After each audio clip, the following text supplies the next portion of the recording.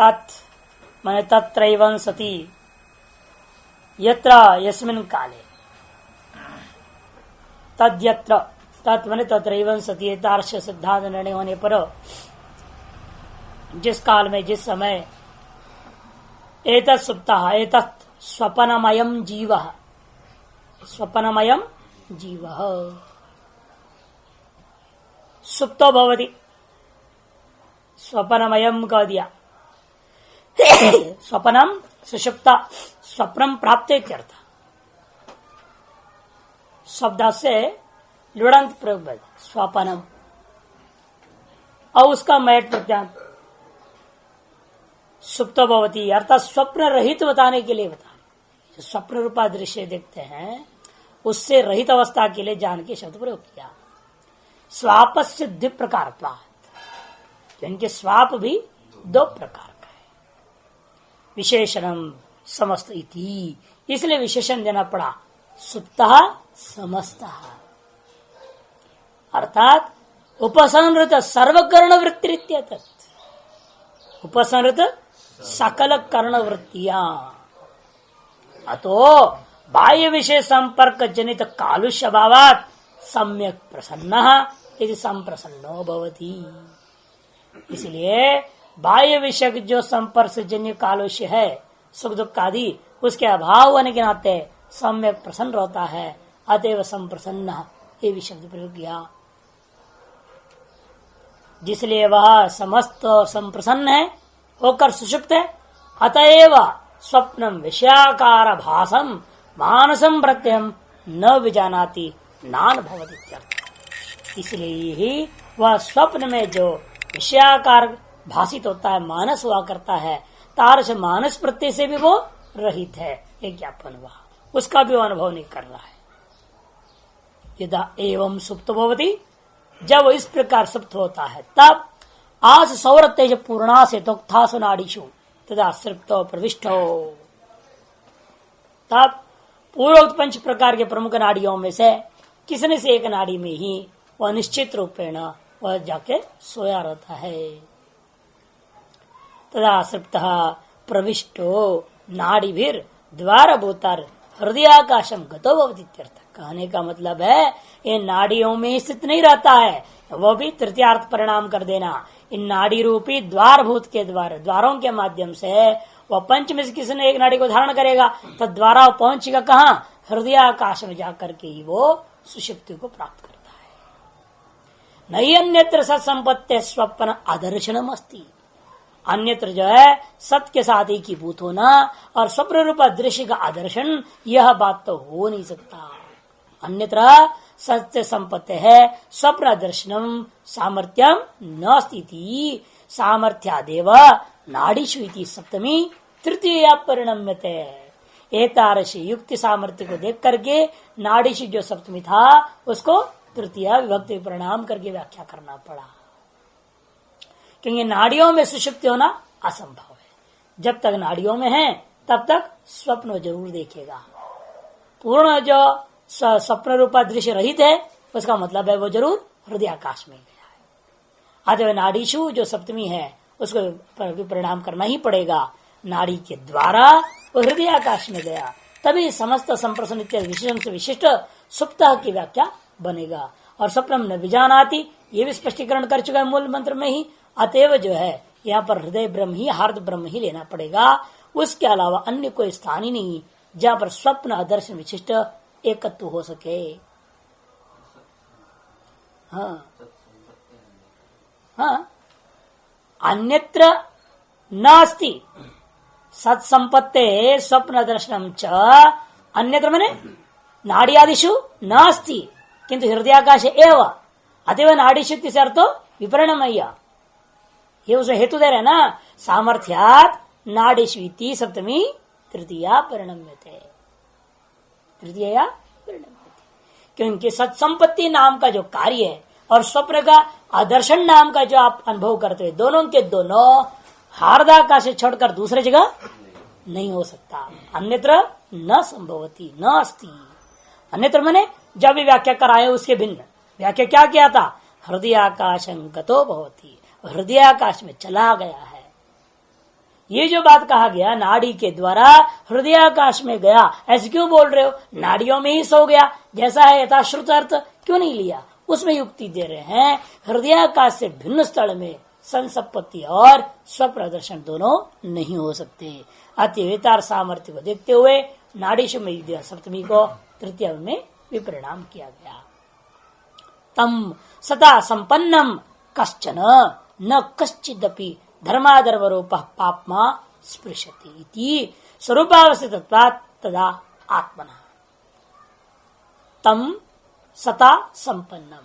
इस पर सत के साथ संपन्न एक ही भूत उस जीवात्मा का कश्चन न कश्चन पापमा स्पृशति, उसकी व्याख्या करते कश्चन मने कश्चिदपि, किम तद कश्चिदपि धर्माधर्म रूप, पुण्य और पाप दोनों में से कोई भी स्पर्श नहीं करता, दोनों को पाप कोटि में ले लिया।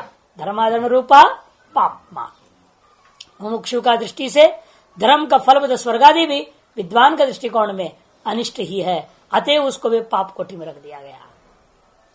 स्पृशति पापा न स्पृशति इति, क्यों? स्वरूपावस्थितत्वात् तदा आत्मा, क्योंकि उस समय ने उस सुषुप्ति अवस्था में यह जीवात्मा अपने स्वरूप में अवस्थित है। देहेंद्रिय विशिष्ट में सुख दुख कार्य प्रदान न पापमा स्पृशति, देहेंद्रिय आदियों से विशिष्ट जब रहेगा तभी सुख दुख आदि का कार्य को प्रदान करता हुआ पाप जो है ना इस जीव से संबंध बनाता है। न तो सत्संपन्नम स्वरूपावस्थम कश्चित भी पापमा स्पष्टम उत्साह है, और जो सत्य संपन्न है स्वरूप में अवस्थित है उसके साथ कश्चित भी कोई भी पाप धर्म रूपा जो पाप है वह स्पर्श करने में जो प्रवृत्त ही नहीं हो सकता, अर्थात उसको किसी प्रकार का भोग नहीं दे सकता है। अविषयत्वा, क्यों नहीं दे सकता? क्योंकि पाप का विषय ही वहां नहीं रह गया। अन्यो ही अन्यस्य विषय भवति न तो अन्यतम केनचित कुतश्चित अपि सत्संपन्नस्य, क्योंकि जहाँ अन्य है वही दूसरे का वो विषय होता है, अन्य ही अन्यस्य विषय हो जाता है, न तो अन्यत्व, और इसीलिए जहाँ अन्यत्व ही नहीं किसी भी प्रकार से नहीं, केनचित अपि कुतश्चित अपि अन्यत्व, किसी भी प्रकार केनचित प्रकारेण कुतश्चित अपि अन्य वस्तु न सत्संपन्न पुरुष से अन्यत्व न अस्ति। जो सत्संपन्न जीवात्मा है उसका किसी भी प्रकार से किसी भी वस्तु से किसी भी देश काल में लेकर के आप सत्संपन्न पुरुष में अन्यत्व को सिद्ध नहीं कर सकते। अतएव पाप का संबंध नहीं रह जाता है। स्वरूप प्रच्छेवनम तो आत्मन जागृत स्वप्नावस्था प्रति गमनम, स्वरूप से हट जाने का मतलब क्या? इस आत्मा का जागृत और स्वप्न अवस्थाओं में चले जाना।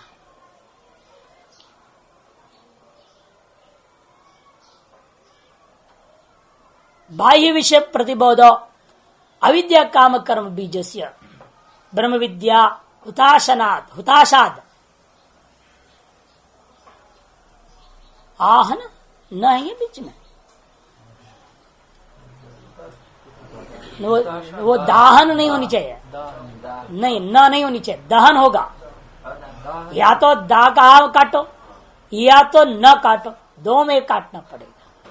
हुताशा दाह अथवा हुताशा दहन, दाह नकार नहीं है ना फिर है? हाँ, न नहीं होनी चाहिए।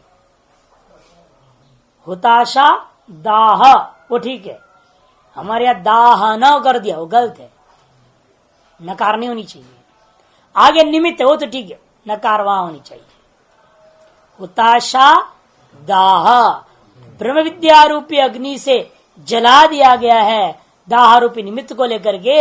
इति अवोचाम, ये बात हम पूर्व में छठे अध्याय में षष्ठी एव तत् प्रत्यतव्यम, उसको यहाँ पर भी अच्छी तरह से आप समझे ग्रहण करें, क्योंकि बाह्य विषय प्रतिबोध और अविद्या काम कर्म बीजस्य ब्रह्म विद्या हुताशा दाह, यहां पर भी एक गलती है, प्रतिबोधों के बाद कौमा होना चाहिए, वो पूर्वान वही है।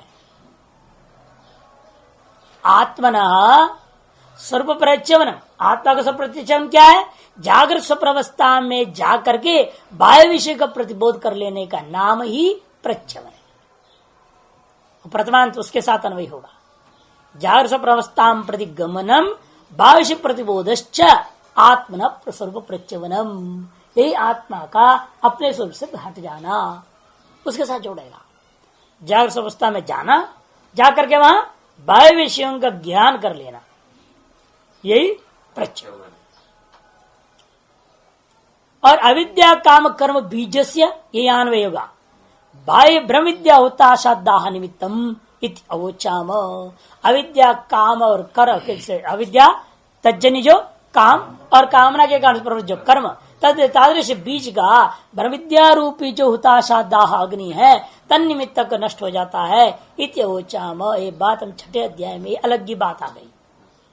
छठे अध्याय में कहा गया है, उसको यहाँ पर ग्रहण करना। जिस दिन कर्म का बीज नष्ट हो जाता है, अविद्या नष्ट हो जाती है, उस दिन दोबारा आत्मा का प्रच्यवन नहीं होता। ऐसे इसका तात्पर्य।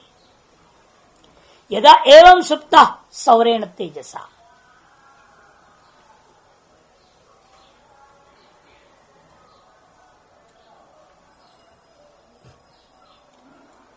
देखो टीका में इसको अन्वय कर बहुत सुंदर बताया है, क्योंकि दाह अभी तक हुआ नहीं, इसलिए सुषुप्ति में अविद्या के साथ है। ये दिखा रहे अविद्या काम कर्मणाम बीजम अनादि अज्ञान। अविद्या काम कर्म का बीज क्या है? अनादि अज्ञान है। तस्य ब्रह्मविद्या के अग्निना न स्वापे दाह, वह ब्रह्मविद्या के इस अग्नि के द्वारा सुषुप्ति काल में दाह हुआ नहीं है। इस तन निमित्तम सुषुप्त से पुनः स्वरूप प्रच्यवन संबंध, इसीलिए ही वह ज्ञान निमित्त की इस सुषुप्त पुरुष का दोबारा अपने स्वरूप से प्रच्यवन होता है। और जिस दिन वह ज्ञान का नाश हो जाता है, उसके बाद जो दोबारा प्रच्यवन का प्रश्न ही नहीं उठता।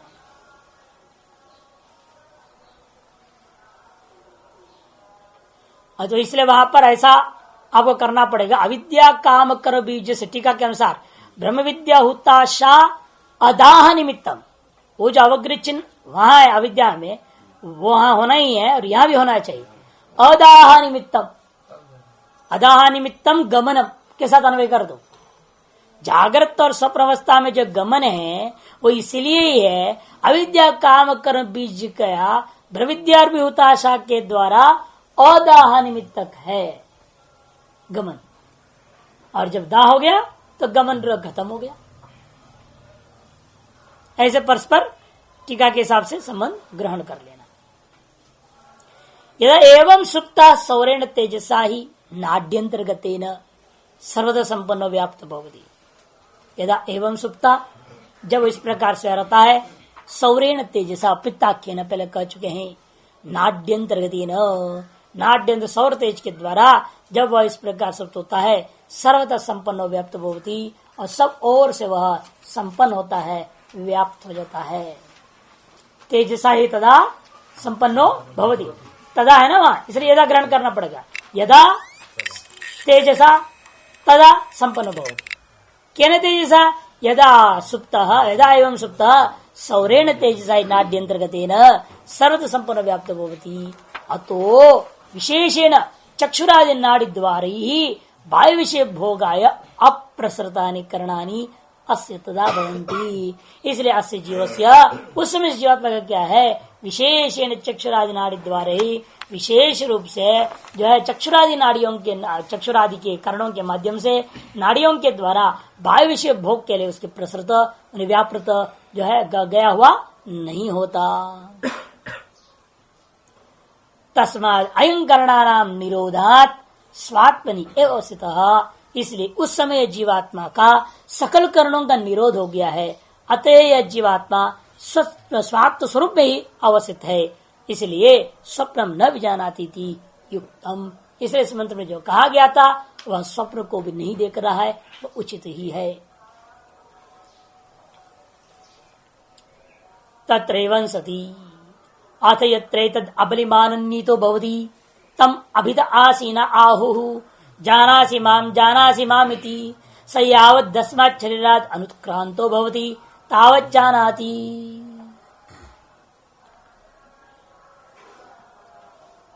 नाड़ियों की इस प्रकार से स्तुति कर दिया, क्योंकि नाड़ियों के द्वारा ही वह ऊर्ध्वगमन करता है और नाड़ियों के द्वारा ही निकल करके वह ब्रह्म स्वरूप में विस्थित हो जाता है सुषुप्ति काल में। इसलिए ये नाड़ियां महान है, जो आपको बार बार सुषुप्ति की ओर ले जाने के लिए पहुंचने में या वहां पर विराजमान होने में, वहां एकीभूत होने में बहुत सहयोग प्रदान करते हैं। इसे नाड़ियों को शुद्ध करना पड़ता है, नाड़ी शोधन प्राणायाम करते हैं लोग। जिन नाड़ियों की कृपा से हम अपने स्वर्ग को में पहुंचने का जो साहस कर रहे हैं, उन नाड़ियों को अवश्य में शुद्ध रखना ही पड़ेगा। यदि नाड़ियों को सही ढंग से रखोगे ना, रास्ता ठीक नहीं रहेगा तो कैसे पहुंचोगे आप? अरे रास्ता में गड्ढे फड्डे दुनिया भर का होगा तो गाड़ी चला पाओगे? पंक्चर हो जाएगा, कहीं टायर बर्स्ट हो जाएगा, कहीं कुछ हो जाएगा। इसे रोड बहुत साफ होना चाहिए, या नहीं? तो ऐसे हमारी नाड़ियां रूपी रोड साफ ना हो तो हम भी अपने ब्रह्म स्वरूप में सम्यक स्थित हो नहीं सकते। इसलिए नाड़ियों में जैसे दोष होता है, अनेक प्रकार के रोग होते हैं तो नींद नहीं आती तो डॉक्टर लोग दवाई देकर सुला देते। नाड़ियों में अशुद्धि है ना, वात पित्त कफ दोष जो है, जब विषमता को प्राप्त कर जाते हैं तभी तो रोग होता है, और रोग होता है तो आदमी को नींद नहीं आती है। ये दोष ही अशुद्धि है, और उसका शुद्धिकरण करने के लिए ही योग में नाड़ी शोधन प्राणायाम का वर्णन है। उसके माध्यम से आप मार्गों को प्रशस्त रखें, सुंदर रखें, साफ रखें, है कि नहीं? ताकि जो आराम से आप, जैसे जो है सुपर हाईवे बन रहा है ना, स्वर्णिम चतुर्भुज, वैसे सड़क हो, धाए से चले, झट्टी दी जाए, झट्टी दी पहुंच, वापस लौटे, जैसे चाहे वैसे, जब चाहे तब। है ये लोग पाठ के बीच में 2 मिनट के लिए चले जाता है, घट्टी थी वापस आ जाते हैं। इधर तेजी से जाते हैं और तेजी से लौट जाते हैं।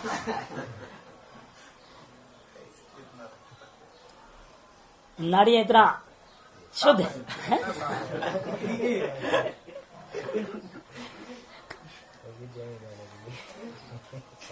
रोगादि निमित्तम कहते, इसीलिए भाष्यकार कहेंगे रोगादि निमित्त की जरादि निमित्तक व कृषि भाव को प्राप्त हो गया। अबलिमानम यत्र अबलिमानम नीतो, जिस समय यह जीव को रोग आदि अथवा जरादियों के कारण से देह में दुर्बलता को प्राप्त हो जाता है, तम अभित आसीना आहु, उस समय उसके चारों ओर बैठे हुए सगे संबंधी लोग ये कहते हैं, क्या आप मुझे समझ पा रहे हैं, मुझे सुन रहे हैं? माम जानासी थी, कहते तुम मुझे अपने पुत्र आदि को समझ रहे हो?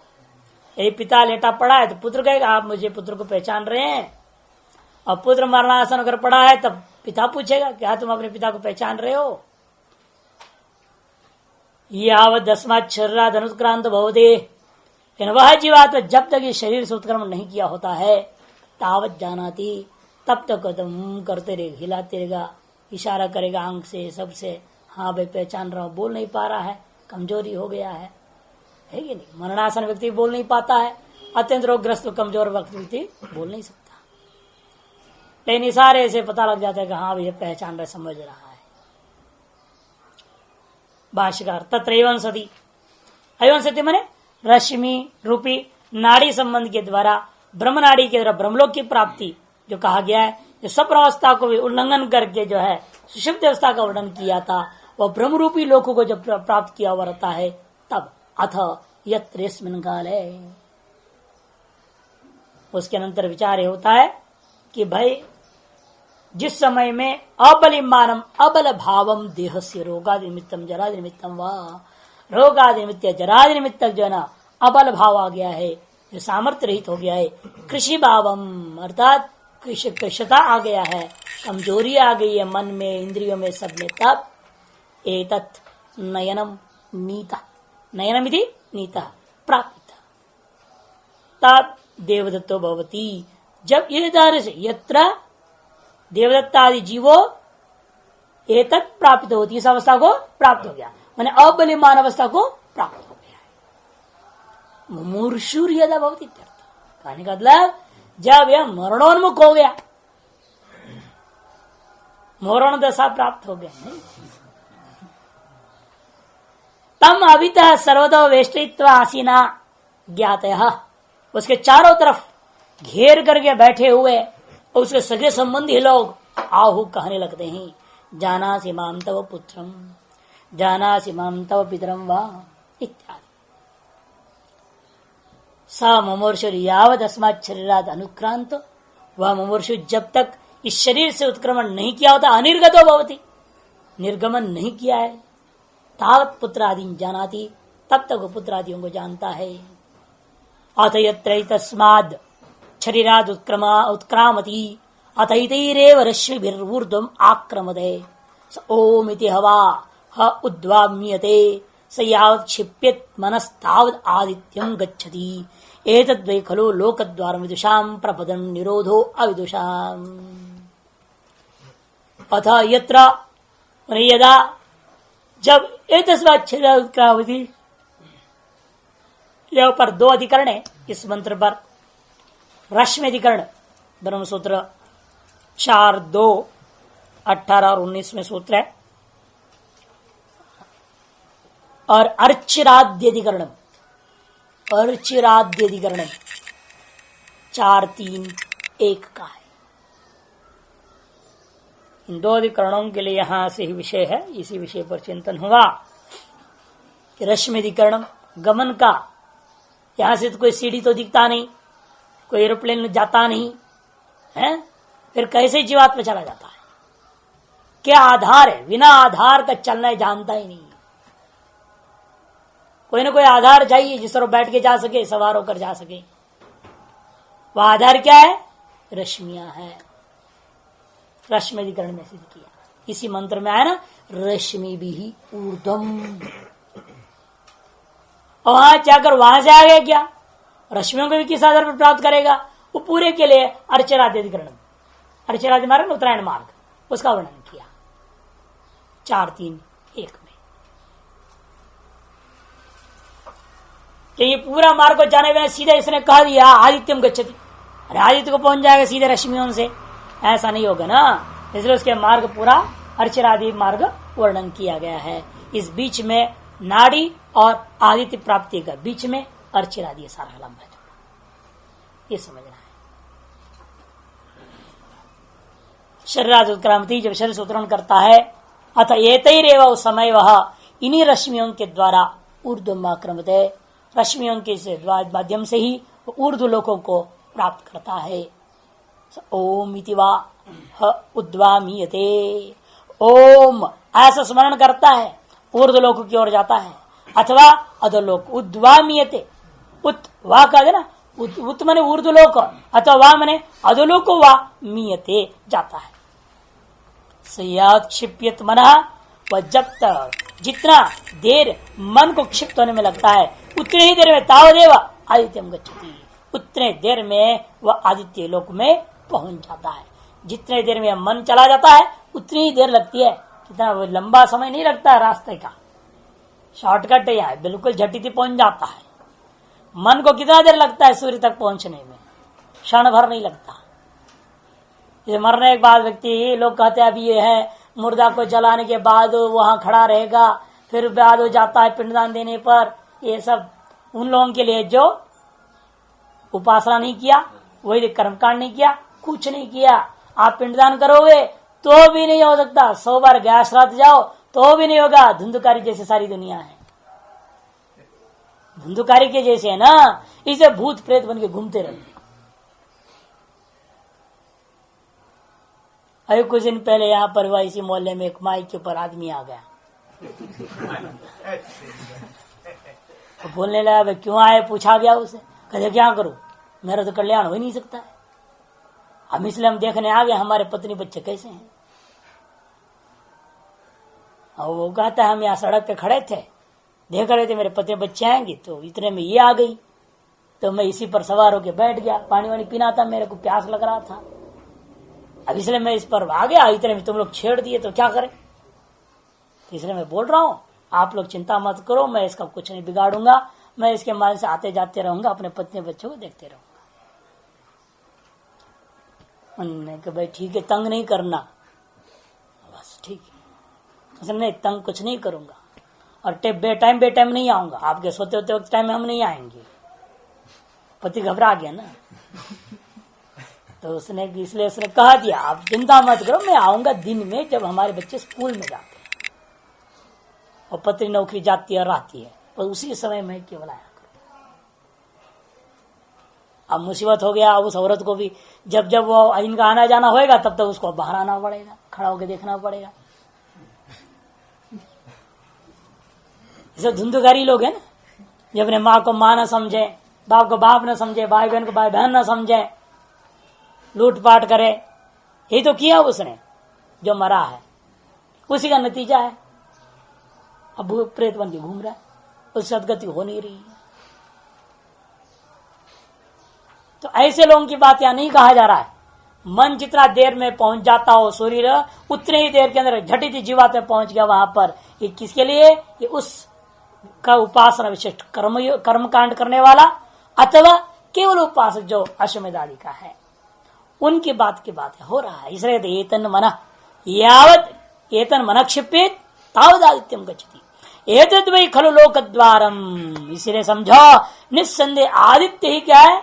समस्त लोकों को प्राप्त करने का कर्म और उपासना फल के रूपेण प्रापणीय सकल लोकों का द्वार रूप है। विदुषाम प्रबोधनम, असलियत में यह सगुण ब्रह्मोपासकों के लिए ब्रह्मलोक प्राप्ति का प्रशस्त द्वार है। और निर्गुण ब्रह्मोपासना कर रहे हैं लेकिन अनुभूति हुई नहीं, ऐसे जो उपासकों को ब्रह्मोपासना से, चाहे निर्गुण ब्रह्मोपासना कर रहे हैं, चाहे वर्तमान इस अध्याय में अभी तक कथित जो सगुण ब्रह्मोपासना कर रहे हैं, जिनकी अभी तक जो है अपराद्वैत स्वरूप का अनुभूति नहीं हुई है, उन सभी के लिए यही प्रपदनम माने ब्रह्मलोक प्राप्ति का प्रशस्त द्वार है। और अविदुषाम निरोधो, यही सूर्य अज्ञानियों के लिए निरोध है, क्योंकि अपने कपाट को खोलता नहीं। वो प्रार्थना की है ना, अर्गल को खोलो, खुंडा को खोलो, दरवाजा को खोलो। भाई हमने जो दुनिया भर उपासना किया, कर्म किया है, सत्यस्यापहितम हिरण्मय मुखम कहा है ना, वहां पर मंत्र से प्रार्थना करते हैं आप। अग्नि ने सुपताराय आसमान इत्यादियों में भी आया प्रार्थना। तो जितना भी अपना किए हुए कर्मों को वो जीवात्मा मन को कहता है स्मरण करो, कृतो स्मर कृतगं स्मर, है कि नहीं? तब जाकर के जो उसको रास्ता मिल जाता है, वह सूर्य अपना तेज को अपने आप में संभाल लेता है और आपको जो आर पार होने की जो है रास्ता दे देता है।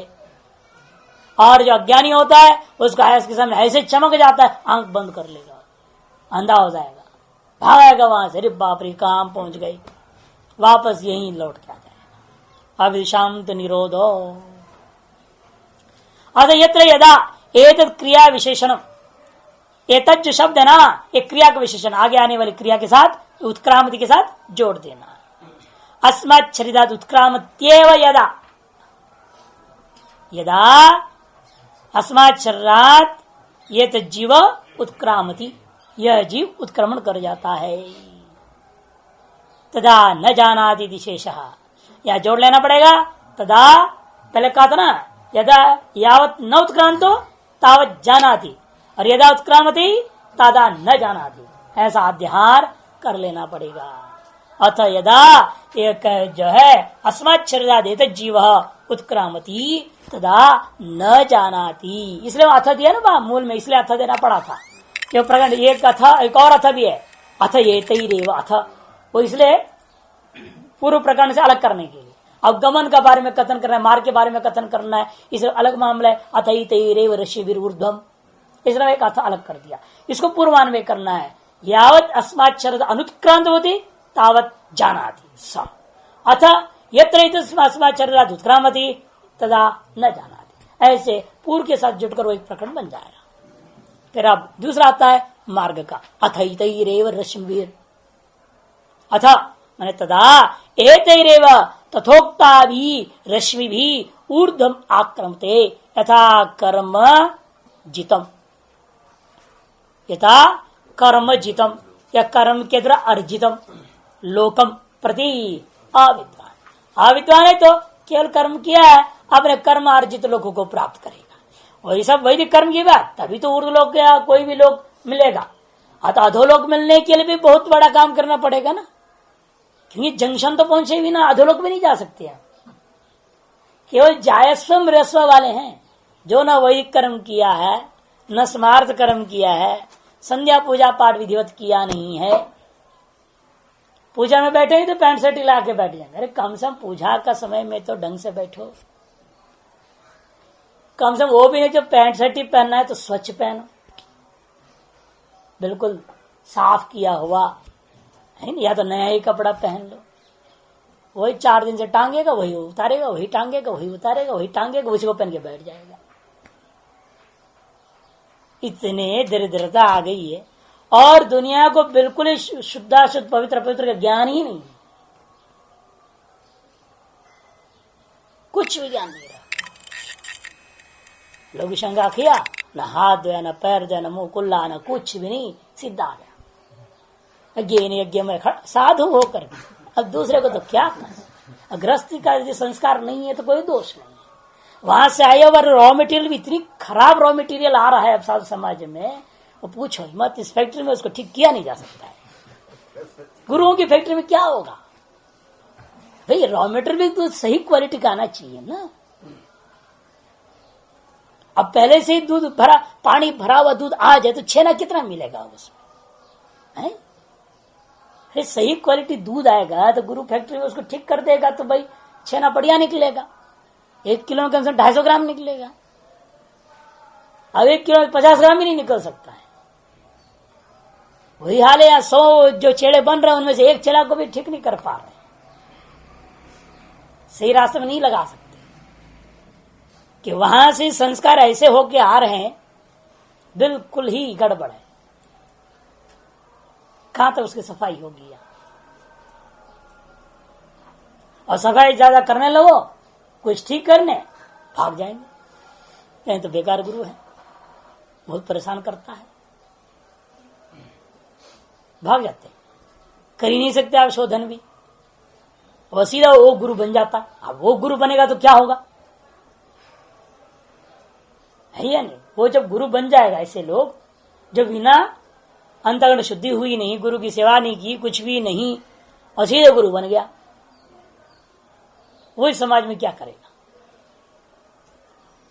दयनीय स्थिति है।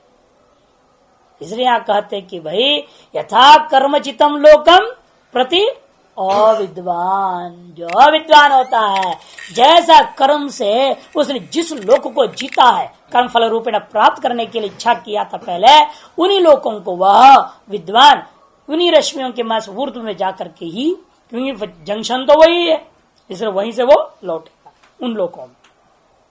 इतरस्तु विद्वान, जो दूसरा है विद्वान है, वो यथोक्त साधन संपन्न अर्थात सगुण या निर्गुण ब्रह्म उपासना से युक्त है। स ओमिति ओंकारेण आत्मान ध्यायन, ओमकार के द्वारा अपने आत्मा का ध्यान करता हुआ, यथा पूर्वम वा अथवा यथा पूर्व ही, वह क्या है, हैव उत ऊर्ध्वम वा विद्वांश्चेत इतर स्त्रियंग वा इति विप्राय।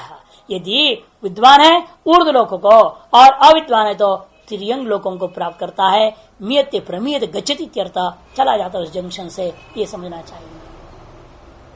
स विद्वान उत्क्रमिशन यावत् क्षिप्येत मनो, यावत काल मनस क्षेप स्यात् तावत काल आदित्यम गच्छति। वह विद्वान उत्क्रमण करते हुए कितना समय लगता है उसको यहां से आदित्य पहुंचने? कहते जितने समय में मन, जितने काल के द्वारा यह मन जो है ना क्षिप्त हो सकेगा, उतनी ही काल के द्वारा यह जीव, विद्वान जीव जो है, आदित्य को प्राप्त कर जाता है। प्राप्त होती अर्थात क्षिप्रम गच्छति इत्यर्थो, न तो तावदैव काल विक्षतम, ये न समझना उतने ही सेकेंड के अभी फ्रैक्शन के अंदर चला जाएगा, काल उतना ही ये लक्षित नहीं है।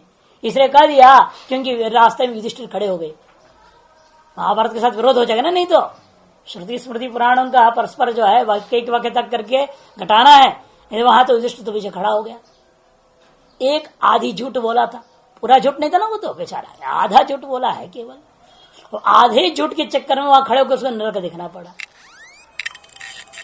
यहाँ एक नहीं लाखों झूठ बोलने वालों की तो फिर क्या होगा, सुबह से रात तक और आजीवन चलता है झूठ की धारा, तो उनकी तो क्या होगी तो भगवान ही जाने। उसने आधे झूठ बोला तो ऊर्ध्व लोक की ओर जाते वक्त उसको बीच में नरक का दर्शन करना पड़ गया। लेकिन साधु स्वभाव है, वो वहां भी यही कहता है, मेरा सारा पुण्य इनको दे दो, हमको वहां रहने दो, भुगतने दो, इन लोगों को सबको मुक्ति कर दो इस लोक से। तो कहते नहीं हो सकता। वो जो कर्म की उसको वो भुगतेंगे, तुमने जो कर्म की उसको तुम्हें भुगतना पड़ेगा। मेरे को क्यों ये भुगतना पड़ रहा, मेरे को क्यों दिखाया? कि तुमने आधा झूठ बोला था ना, तो इसे तुमको दिखाया। अब चलो आगे। अब इतने वहां बातचीत हुई उन दूतों के साथ, और इतना तो ये आधे सेकंड में हो गया क्या? इसलिए कहते हैं क्षिप्रम गच्छति इत्यर्थ न तो तावतैव काले नितिवक्षितम, उतनी ही आधे सेकंड में ही जाएगा, ऐसा यहां रूढ़ नहीं करना है। बस जल्दी से जल्दी चला जाता है, ये इसका बहुत कम समय लगता है। एक किस दृष्टि से कम समय कहा जा रहा है? वो जो आपने पढ़ा है पहले पंचाग्नि विद्या, उस दृष्टि को। यहां से उस लोक में गया, उधर गया, फिर बादल बना, पता नहीं, कोई गारंटी है क्या? आप यहां से गए ऊर्ध्वलोक में, अपना पुण्य भोग करने में धक्का मारा, बादल में आ गए, और बादल बरसा ऐसे रेगिस्तान में, तो क्या फायदा? फिर जहां भी रेगिस्तान में पड़ा वहां से सूखोगे, फिर बनोगे जो है उससे वाष्प, और फिर ऊपर जाओगे, फिर बादल में शामिल हो जाओगे। ऊर्ध्वलोक तो जाके वहां नहीं गिरना है, यहीं से घूमते रहना है चक्कर। फिर जो है मौका मिल गया, गेहूं बन गए, तो फायदा क्या? तब भी मान लो साधु खा गया, तब भी बेकार गए। फिर वो शौचात करेगा, उसे बाहर निकलोगे नहीं, या उसके जब कहीं गड़बड़ आ गया, हाँ सप्रदो शादी हो गया, उसे बाहर निकल गया, तब जीव का जो है वो यहां से निकल गया। नहीं तो जब तक तुम जिंदे हो तब तक तो अंदर रह जाएगा वो। नहीं, ब्रह्मचर्य पक्का हो और स्थूल अन्न के साथ ताकत ना निकले हो जीव, वो अंदर ही रह जाएगा। जब तक साधु मरेगा नहीं तब तक बेचारा फंस गए, यहां पे गति नहीं उसकी। मरने के बाद इसके शरीर को गंगा जी में डालेंगे, मछलियां खाएंगे, वो मछली कोई खाएगा। क्या तक भ्रमण होगा, कोई ठिकाना है? फिर मनुष्य जन्म मिलने का तो कोई भरोसा नहीं। उसकी अपेक्षा से कहते हैं क्षिप्रम गच्छति। वो जो वह वापस मनुष्य लोक आदि का प्राप्ति करने का मार्ग में कितना लंबा समय लगता है, उनके दृष्टिकोण से कहा जाता है बहुत ही जल्दी ये पहुंच जाता है। किमर्थम आदित्यम गच्छति उच्यते, ये क्यों कह रहे हैं आप? आदित्य लोक को प्राप्त करता है। एतद् वै खलु प्रसिद्धम ब्रह्मलोकस्य द्वारम, यह आदित्य है। क्योंकि यह जो आदित्य ना, यही इस ब्रह्मलोक का द्वार रूपेण अत्यंत प्रसिद्ध है। द्वारभूतेन ब्रह्मलोकेन लोकम गच्छति विद्वान इत्यर्थ। तेन द्वारभूतेन, इसलिए द्वारभूता आदित्य को प्राप्त करके तद्वारा ही ब्रह्मलोक को प्राप्त करता है विद्वान। अतो विदुषाम प्रबोधनम प्रपद्यते ब्रह्मलोकम अनेन द्वारेण इति प्रपदनम। विद्वान लोगों के लिए यही द्वार है। द्वार क्यों है उसका व्याख्या करे, प्रपद्यते इति प्रपदनम बना। किम प्रपद्यते? ब्रह्मलोकम केन अनेन द्वारेण इति प्रपदनम, इसलिए इसका नाम प्रपदन हो गया आदित्य लोक का। और उसी का एक और नाम भी है, विद्वान के से आदित्य लोक हो गया प्रपदन, लेकिन अविद्वान के लिए निरोधनम। निरोधो अस्मात् आदित्यात् अविदुषाम भवति इति निरोधः। अस्मात् आदित्यात् निरोधो भवति इति निरोधनम। इस आदित्य से जो है ना उसका निरोध हो जाता है। सौरेण तेजसा देह एव निरुद्धा संतो मूर्धन्य नाड्य नोत्क्रामंत। तात्पर्य नहीं कि वहां यहां से निकल के उधर गए, उधर से बाहर वापस लौटेगा, ऐसा अर्थ नहीं। यहीं पर वो सूर्य रोक देगा, अंदर ही मूर्धन्य नाड़ी से उत्क्रमण करने का अवसर ही नहीं देगा। आपके अंदर ही अनुग्राहक देवता के सूर्य विद्यमान है ही है। इसलिए कह रहे हैं भाष्यकार यहां देह, देह में ही जो सौर तेज विद्यमान है उस तेज के द्वारा निरुद्ध हो जाता है। अतः मूर्धन्य नाड्य नोत्क्रामन्ते, मूर्धन्य नाड़ी से नहीं निकल पाता है, मुख से, कान से, नाक से, इधर के उधर के छिद्रों से निकल जाता है। उससे जाने के लिए तो यहां से उठेगा ना, वो उठ करके यहां जाएगा। यहां पर आते आते ही वहां पर एक विलक्षण सूर्य के समान तेज है, वो भयंकर है। एक ऋषि नामक सूर्य वर्णन किया आज्ञा चक्र में, वहीं से लौट जाएगा। बल्कि वहां से क्या होता है, वो चंद्रमा की ओर चला जाए। दोनों है ना, आगे चक्र के एक तरफ सूर्य है, दूसरा चंद्रमा है। ऊर्ध लोक को जाना है तो सूर्य की ओर जाता है, नहीं तो चंद्र में जाके वापस लौट। चंद्रसागर मूर्धन नाट से संबंध नहीं, आगे आएगा इसका वर्णन, अगले मंत्र में आ रहा है। तो इसलिए कहते हैं कि भाई देह एवं स्वर्ण तेसा निरुद्धा संत मूर्धन या नाट्य नोत्क्रामंत इत्यर्थ। इसलिए अगला मंत्र में विश्वंगन्या इति श्लोकात्, अगले श्लोक है ना तदेश श्लोक। तदेश अर्थ है पूर्वक जो इस मार्ग का रोध निरोधनम और प्रबोधनम के विषय में यह श्लोक या मंत्र भी इस विषय में उन्हीं बातों को प्रकाशन करने वाला यह मंत्र है। शतंचैकाच हृदयस्य नाड्यस् तासां मूर्धान विनिसृतैका तयोर्दमायन्नमृतत्वमेति विश्वंगन्या उत्क्रमणे भवन्ति उत्क्रमणे भवन्ति। यह प्रकरण पूरा हो गया, सगुण ब्रह्म का प्रकरण। मंदाधिकारियों में अति मंदाधिकारी के लिए सगुण ब्रह्म उपासना आरंभ हुआ था, वो यहाँ पर पूरा होने जा रहा है। पहले वेदांत को समय प्रकार से विभाजन करते हुए आपने जाना है, अजातवाद उत्तमाधिकारी के लिए है, दृष्टि सृष्टिवाद मध्यमाधिकारी के लिए है, सृष्टि दृष्टिवाद मंदाधिकारी के लिए। इस सृष्टि दृष्टिवाद के अंतर्गत भी हम 3 विभाग विभक्त कर लेते हैं। तत्पदार्थ मात्र संशोधन पूर्वक अनुभूति, वह मंदोत्तम अधिकारी के लिए, मंदा नाम उत्तम, मंदों में भी जो उत्तम है। और मध्यम के लिए तुम पदार्थ शोधन के द्वारा ऐक्य अनुभूति करना, ये जो है मंद मध्यमाधिकारियों के लिए। और मंद मंदाधिकारी के लिए भी 2 हिस्सा करना पड़ता है।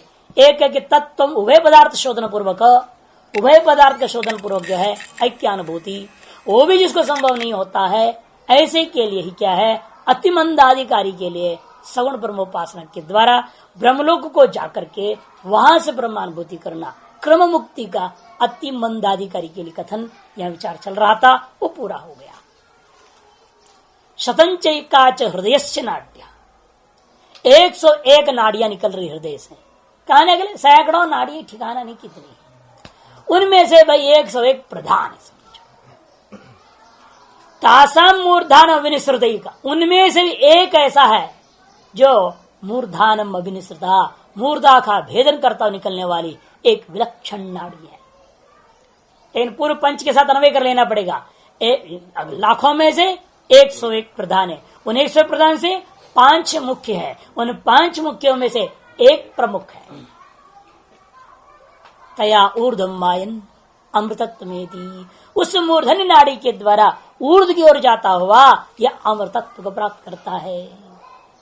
अन्य और अन्य नाड़ियों से जाते हुए विश्वं उत्क्रमणे भवन्ति, विविध प्रकार का फल भोग करने हेतु विविध प्रकार के लोगों की ओर जाने वाला होता है। उसके द्वारा निकलने पर जीव फिर से जन्म धारण कर लेता है। अन्य नाड़ियां केवल उत्क्रमण का कारण होते हैं, केवल उत्क्रमण के कारण होते हैं, उत्क्रमण मात्र के कारण है वो अन्य नाड़ियां, ऊर्ध्वलोक के कारण नहीं, केवल इस शरीर से निकल के दूसरे शरीर को प्राप्त करने के प्रति हेतु बन गए। अतः विश्वं, विश्व मने नाना, अंचति गच्छति विश्व, तस्मिन् यथोक्ते अर्थ है वह यह जो पूर्वोक्त पदार्थ के विषय में ही एष श्लोक मंत्र भवति, उसी विषय में यह मंत्र भी है। नाड़ी के भाग लक्षण रूपा जो पूर्व विषय है उसी विषय में यह मंत्र है। शतंचैका मने च एकोत्तर शतम नाड्या, एका शतंच एकाच की व्याख्या कर रहे हैं। एकोत्तर शतम 101 नाड़ियां हैं। हृदय से मांसपिंड भूत संबंधिन्य प्रधान तो भवंती, हृदय पे मने मांस पिंड भूता, इस हृदय के साथ संबंध रखने वाली प्रधान 101 नाड़ियां हैं, समझें। क्योंकि अनंत देह नाड़ी नाम, देह की नाड़ियां तो अनंत थी देह के अंदर। हाँ, मुंडक में आया था ना 72 करोड़ 72 लाख 72,000 10,101, बहुत लंबी चौड़ी संख्या दी गई, जिसकी सारे नाड़ियों को निकाल करके अपने आपस में जोड़ते जाइएगा पूरी नाड़ियों को जोड़ने पर वर्णन क्या है? पृथ्वी की परिक्रमा के बराबर हो जाएगा, इतनी नाड़ियां शरीर के अंदर है। एक इस पृथ्वी की जितनी गोलाई है, इसकी जो परिधि है, सरकमफ्रेंस जिसको कहते हैं, उसके लंबाई चौड़ाई के बराबर आपकी नाड़ियों की है पूरी लंबाई। ये सबको जोड़े जाए कितनी है पता ही नहीं चलता है, इधर छोटा शरीर के अंदर वाला। इतना कमाल है, क्या संबंध है, कमाल नहीं संबंध देखो। पृथ्वी की गोलाई के बराबर क्यों नाड़ियों का परिमाण, क्या कारण है? क्योंकि जीव इस शरीर में रहकर जब तक अपना शास्त्र सम्मत क्रियाकलाप कर्मों को नहीं करता है, वो इसी परिधि के अंदर ही भटकते रहता है। इस परिधि से बाहर हो जाने, इसे ज्ञापन करने के लिए किया है। जब तक तुम शरीर में रह रहे हो, कभी भी अपनी इच्छा के मुताबिक कोई कर्म नहीं करना।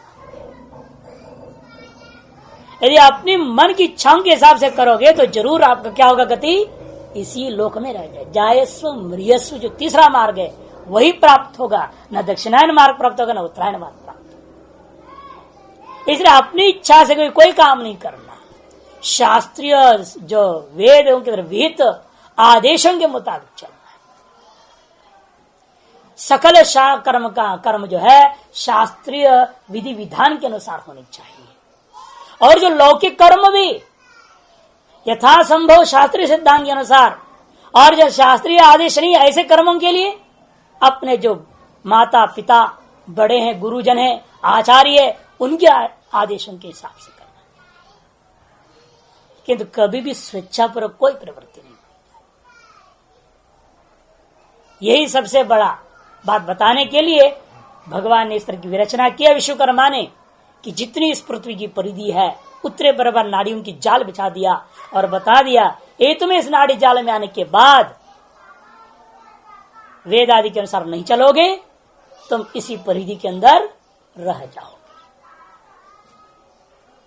इसलिए आप कहते हैं, यद्यपि इस अनंत देह नाड़ी नाम, देह के नाड़ियों की संख्या अनंत है, फिर भी 101 को हम प्रधान मानते हैं। तासाम एक का मूर्धानम अभिनिश्रुता विनिर्गता, उनमें से भी 5 को मुख्य लेना, हृदय के 5 द्वारों से निकलता हुआ 5 मुख्य नाड़ी जो पहले वर्णन कर चुके हैं, जिसका नील लोहित पीता आदि रंग बताया गया था। उन 5 से भी अतिरिक्त एक विलक्षण है, जो कि उत्क्रमण का ब्रह्मनाड्यापि साधनत्व अविशेषम आशंका, ये ब्रह्मनाड़ी है, वो ब्रह्मनाड़ी के द्वारा जाती है। एक का मूर्धानम अभिनिश्रुता विनिर्गता तया ऊर्ध्वम मायन गच्छन, उस नाड़ी के द्वारा जना ऊर्ध्व की ओर जाता हुआ अमृतत्वम अमृत भाव में थी, अमृत भाव को ही अंत प्राप्त कर लेता है। विश्व नानागत्य तिर्यक विसर्पिण्य ऊर्ध्वगाश्च, क्योंकि विश्वंग में नाना, अंचित में गति वाले, अर्थात क्या है, तिर्यक विसर्पिण्य टेढ़े मेढ़े चाल वाले हैं, अर्थात ऊर्ध्वगाश्च अन्या नाड्य, ऊपर की ओर भी जा रहे, नीचे की ओर जा रहे, चारों तरफ घूमने वाले, तिर्यक गमन करने वाले वे नाड़ियां हैं। अन्या नाड्य भवन्ति संसार गमन द्वारभूता, आ गया ना, वो केवल संसार के गमन का द्वारभूत होते हैं। न तो अमृतत्वाय किंतरी उत्क्रमण एवं उत्क्रांत्यर्थम एवं भवन्ति इत्यर्था, क्या इसलिए अमृतत्व के योग्य नहीं है, उत्तरायण मार्ग के योग्य है नहीं, इसलिए कहा गया किंतरी, फिर किस काम के आते हैं ये नाड़ियां, उत्क्रांत्यर्थम ए भवन्ति इत्यर्था, केवल मर से मर करके इस शरीर से दूसरे शरीर में जाने का काम के ही है वो नाड़ियां, और अन्य कोई उत्कृष्ट फल देने वाले नहीं है। दुराभ्यास प्रकरण समाप्त्यर्थः, दुराभ्यास किया है वो जो है इस प्रकरण की समाप्ति का द्योतन करने के लिए